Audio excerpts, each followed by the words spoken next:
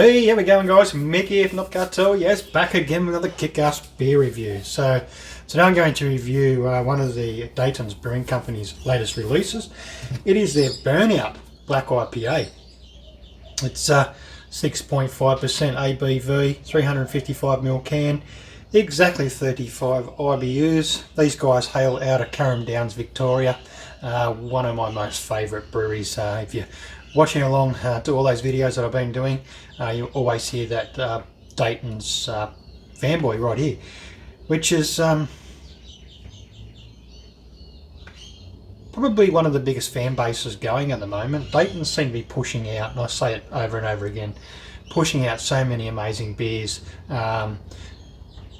pushing the limits with a lot of the releases. They've got some big juicy sort of hazy things going on there, triples and doubles and so forth, but I've always loved Dainton's for for their dark beers as well. Way back when they were doing beers in 500ml cans, there was quite a few of the darker beers on offer back then.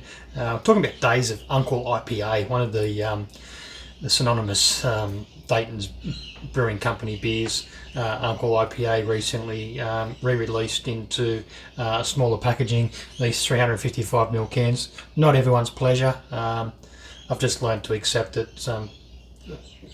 It'd be good to have just that little bit more in each glass, to be honest. But I keep saying it, but it is what it is. They're still reasonably priced beers for what they are. You're looking around about $8, $8 per can. This one was $28 for the 4-pack. Yes, I had to have a 4-pack of this one. I just knew it was going to be something special. So this will ultimately be the definite review, what I think of the Dainton's Burnout Black IPA. Statement goes, this full throttled, 5-hop injected, single overhead can, bracketed Turner, Black IPA roars with dark malt backbone and fill your nostrils with fumes of pine and resin. Kettle to the metal is a definite statement on this one. No reserves, keep cool, or keep cold. Yeah, once again, certified independent, 1.8 standard drinks in this one, and yes, they are, as mentioned, from Carrum Downs, Victoria. So I'm going to pour it up into, because this is the sort of glass I like to have my dark beers in, I'm going to pour it up into that one, and give my exact thoughts.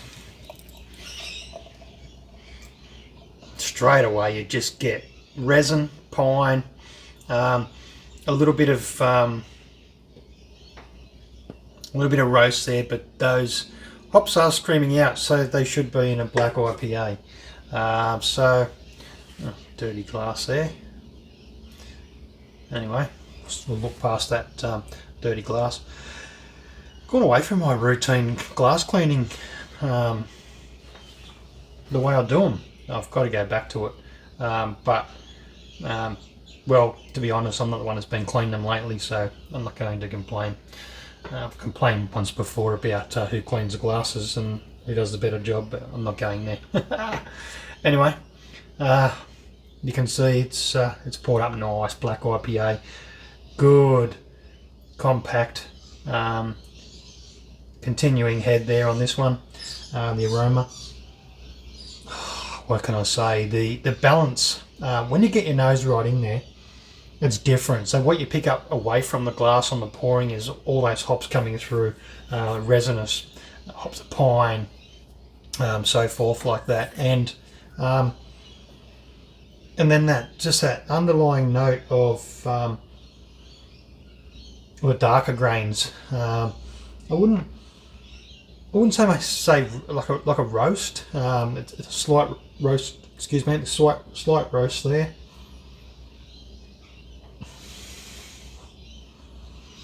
But it's more like the sort of oaty sort of aroma that I'm getting off it.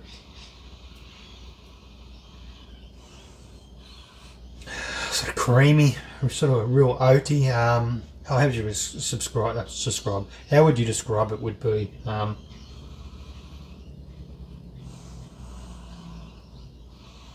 sweet, thick porridge. Yeah, like oaty, very much oaty. It's sort of started to go away there. Go in for a taster.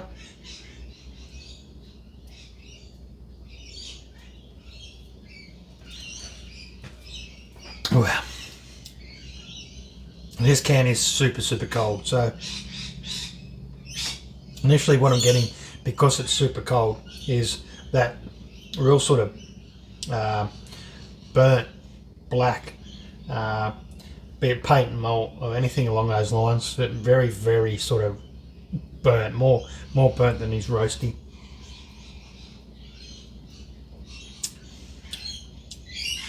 And that plays away and we get the hops coming through. So this is the complete opposite to a lot of the black IPAs that I've had over the last decade or so. And sort of throwing all those sort of descriptors back in reverse at me, which is very unusual for a black IPA, in my opinion. I've only ever had one or two others that have been like this. All the others sort of been that very big hops on the nose and very much big hop presentation on the aroma, as mentioned, and the flavour. So on the palate, more of that big sort of resinous coating of the pine and so forth. Definitely the first thing I would normally get in a black IPA. It is probably personal perception what I'm picking up. Might be different for others, but I'm definitely picking it up in that order. And it might be a little bit different once it's allowed to warm. It is, like I said, it is super cold.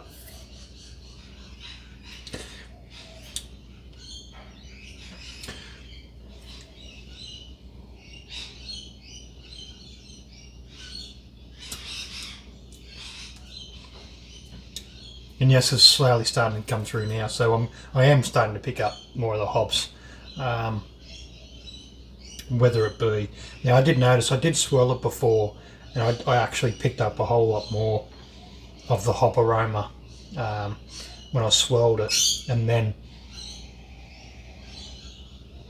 in through the nose, and then take that sip, and then it's the hops. So bit of a chameleon beer, to be honest, for me, my perception, my opinion.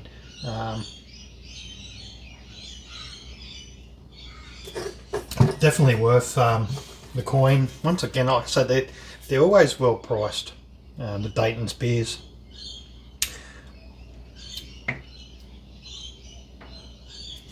I'm really liking that. It has had pretty good reception, pretty good feedback so far from a lot of guys, and particularly those who I follow who also love the Dainton's beers. The comment they're pretty much throwing out there is they want this beer to become part of the core range. Now that's a pretty big boost and a pretty big call, and it's definitely a